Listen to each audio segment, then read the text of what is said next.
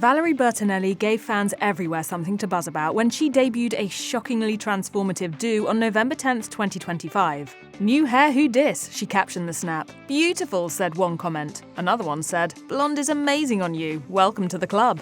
Drastic changes are always fun, especially for a perennial brunette like Bertinelli, but plenty of fans also chimed in to say that it doesn't matter what colour her hair is, as long as she's continuing to be herself. "Whatever makes you happy, do it," chimed in one enthusiastic supporter, while a comment just below that laid out straight facts by saying, "You look great with both hair colours." Now, here's where the good news takes a turn. Yes, unfortunately, it's a wig. But now that they've seen a blonde Bertinelli, all her fans are clamouring for the real thing. It wouldn't be the first time she's totally transformed herself. Over the years, Valerie Bertinelli has successfully reinvented herself time and time again, in the face of heartbreak, divorce, and loss, all while raising a son. Let's take a look at how she did it.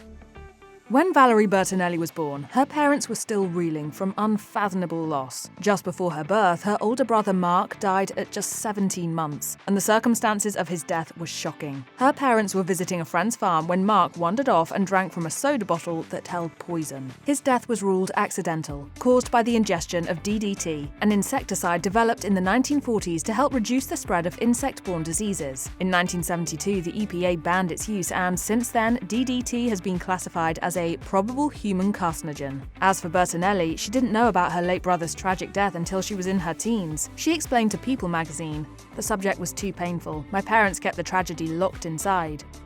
Bertinelli's father was a General Motors exec, and the family moved around a lot for his job. While they were living in Van Nuys, California, she met the daughter of a television producer and realized she wanted to be on TV. Around the same time, Bertinelli's mum saw an ad for the Tammy Lynn Academy of Artists. Soon, Bertinelli was studying acting with Lynn, and while she enjoyed it, she wasn't prepared for everything else the school puts its young actors through. In her book, Losing It and Gaining My Life Back 1 Pound at a Time, Bertinelli admitted, "I struggled through the exercises and recitations, the tongue twisters, and the routines we learned for auditioning properly."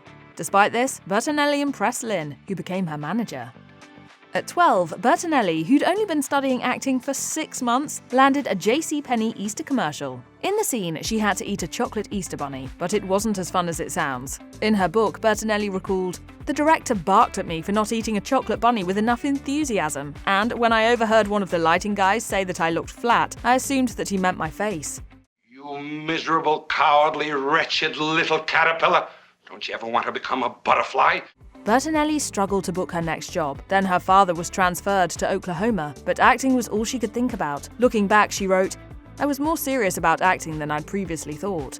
Fortunately, her father's stint in Oklahoma was brief, and the family headed back to LA, where she started making the audition rounds once again. Eventually, she booked commercials for Weiler's Lemonade, Star-Kissed Tuna, and a brand of corn chips. In Hollywood, it often matters who you know. And back in the 70s, Tammy Lynn, Bertinelli's teacher turned manager, knew Norman Lear. Lear was the showrunner behind groundbreaking series like All in the Family, Maude, and Good Times. And he was developing a sitcom about a single mother and her daughter. Originally titled All About Us, the show had Bonnie Franklin playing the mother and Mackenzie Phillips as the daughter. But Franklin's younger daughter wasn't yet cast. Lear's casting director Jane Murray saw a photo of Bertinelli and invited her to audition. She was up against several other girls her age, but Bertinelli eventually got the part of Barbara Cooper in what would become One Day at a Time. I made the team! I really did! I'm the only girl on the team! Oh, Barb! That is terrific! The show ran for 9 seasons. In 2017, the series was rebooted, but unfortunately, Bertinelli didn't make an appearance, telling Entertainment Weekly, "I had 1 day off and I was flying in the night before and I had to start my show the next day and I think it was just too much." For 9 years, One Day at a Time kept Bertinelli busy. Nonetheless, she was determined to make films and TV movies. She was eventually cast in a TV movie called Young Love, First Love. Jack Grossbart, Bertinelli's manager, told the Los Angeles Times, "The part was a young girl coming to terms with her sexuality. We said, this she should do, even if she's not paid a lot of money. The point was to get something under her belt that was different." Around the same time, she landed one of the lead roles in the sci-fi comedy film Chomps, about a man who creates a robot dog and another man who wants to steal it from him. I don't get it. Chomps failed at the box office, but that didn't stop Bertinelli. In the years that followed, she did more TV movies, including The Princess and the Cabbie, the rom-com I Was a Mail Order Bride, and a romantic drama, The Promise of Love. She's a teenage widow trying to forget the past and live again. Can the fleeting moments of romance turn into the promise of love ever again?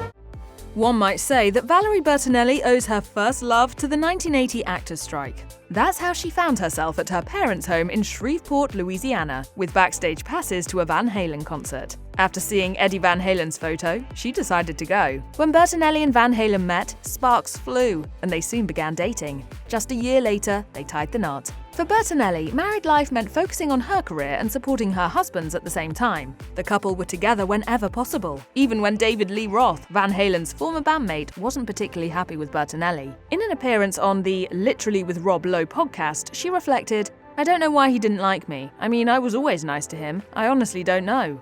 In 1991, Bertinelli and Van Halen welcomed a son, Wolfgang. Wolfie would prove to be an incredible musician, just like his father. When he was just 15, Wolfgang joined his dad's band as their bassist, and he later earned a Grammy nod for Best Rock Song for his song Distance, dedicated to his late father. In 1990, Bertinelli returned to series television playing the title role in Sydney, a sitcom in which she played a private investigator. The show only lasted one season. The same thing happened with Café American, a comedy in which Bertinelli played an American woman working at a cafe in Paris. She's really cute. They're all cute. They're French. But in 2001, the actor was tapped to join the cast of the family drama Touched by an Angel alongside Roma Downey and Della Reese. Bertinelli played Gloria, the show's newest angel. Executive producer Martha Williamson told Entertainment Weekly, "We never ever seriously considered another person." Touched by an Angel turned out to be exactly the television project Bertinelli was looking for. She explained to Entertainment Weekly, "It's a nice reminder every day that God is around us, and sometimes I need that reminder when life gets a little too crazy and hectic, and there's just not enough time to sit still." Van Halen and Bertinelli may have looked like the perfect couple, but there were issues in their marriage. Oh, honey, when I met you, you were living with your parents. But this is his own home. That's not true. Yes, it is. On the Oprah Winfrey Show, she admitted, "He had his responsibilities of what he had to do, and I had my responsibilities. And we thought if you just live in the same house, there would be a connection, but no." Bertinelli discovered Van Halen having an affair and even overheard him confessing to the other woman that he wanted to end their marriage. Despite this, the pair stayed together, although Bertinelli was also unfaithful. Eventually, it proved to be too much. Bertinelli and Van Halen split in 2001 and divorced in 2007. Bertinelli explained that they decided to split for the sake of their son, telling Oprah, "Ed and I weren't treating each other like two people that loved each other, and that's what Wolfie was seeing." Even though they were no longer together, the pair maintained an amicable relationship, and in 2020, Bertinelli and Wolfgang were by Van Halen's side just before he died from cancer. Love always wins, no matter what. Even when they're gone, there's still that love there to be grateful for that you had. When Valerie Bertinelli's TV movie Claire came out in 2007, the actor was horrified. Seeing herself on screen, she realized how much weight she'd put on. On the Oprah Winfrey Show, she shared, "The sight of myself was too much for me to tolerate." That said, she knew how she got there. When she was working on Touched by an Angel, Bertinelli was living alone in Utah and turned to jalapeno and cheese poppers for comfort. In her book, she wrote, "I was on a significant dosage, at least 9 a night and sometimes more." She weighed 172 pounds. That's when Bertinelli realized she had to do something about it. At the urging of her friend Kirstie Alley, she signed on as spokeswoman for Jenny Craig. Summer. Time for swimsuits, shorts, tank tops, and a massive attack of insecurity. Bertinelli recalled what Ali told her at the time. "It's not about the weight. What's going to happen is you're going to quit hiding and discover the real you." Bertinelli committed to the Jenny Craig program and lost 40 pounds in a matter of months. To celebrate, she posted for the cover of People magazine, showing off her bikini body just before her 49th birthday. In 2010, Bertinelli returned to episodic television in the sitcom Hot in Cleveland, about 3 middle-aged best friends flying from LA to Paris when their plane makes an emergency landing in Cleveland. We have safely landed in Cleveland. Cleveland! Just like that, the women decide to stay there. The show's cast included Bertinelli, Jane Leeves, Wendy Malick, and Betty White. Hot in Cleveland ran for 6 seasons, earning 7 Emmy nominations and 1 win. Meanwhile, Bertinelli never got over TV Land cancelling the show and made no bones about it. On a press tour, she didn't hold back, saying, "I think it was the stupidest thing they ever did." After her divorce, it took a few years before Bertinelli found love again. In 2004, her brother Patrick introduced her to businessman Tom Vitale. Both were divorced and both had Italian roots. Vitale told AARP, "We just understood each other completely. My family is her family. It wasn't love at first sight, it was family at first sight." And while Bertinelli had struggled with weight issues for most of her life, she said, "I've never felt more beautiful at any weight than when Tom looks at me. He loved me no matter what. In his way, he's teaching me to love myself just as I am." The couple got engaged in March 2010 and married on New Year's Day 2011. But in 2022, after 10 years together, Bertinelli filed for divorce, citing irreconcilable differences. Things got nasty after Vitaly challenged the validity of their prenup and attempted to block Bertinelli from seeking spousal support. Bertinelli later settled, agreeing to pay her former husband $2.2 million. Since then, the actor has said she's done with romance. I am going to be more than happy to be happily divorced and spend the rest of my life alone. I'll be happy that way. When TV Land cancelled Hot in Cleveland, Valerie Bertinelli was devastated, but she had another job lined up. In 2014, the Food Network announced she'd be joining their family with her own show, Valerie's Home Cooking. Hot in Cleveland co-stars Betty White, Jane Leeves and Wendy Malick appeared in the premiere episode. I thought it was squish. Is it quiche? Bertinelli had been watching the Food Network for as long as she could remember, telling the Denver Post, "When the Food Network came on, I had it on all the time in my house. To be on it now is really surreal." She appeared on several Food Network programs, including Guilty Pleasures and Kids Baking Championship, and went on to host the latter alongside Food Network star Duff Goldman. Bertinelli eventually became one of the network's most recognizable stars. That's why it was so shocking when, on January 22, 2024, she posted on X that the network let her go without warning, writing, "I got a text by a third party on Friday that told me I would not be back. Lol, I was basically ghosted." It really hurt my feelings to know that I'm not going to be asked back.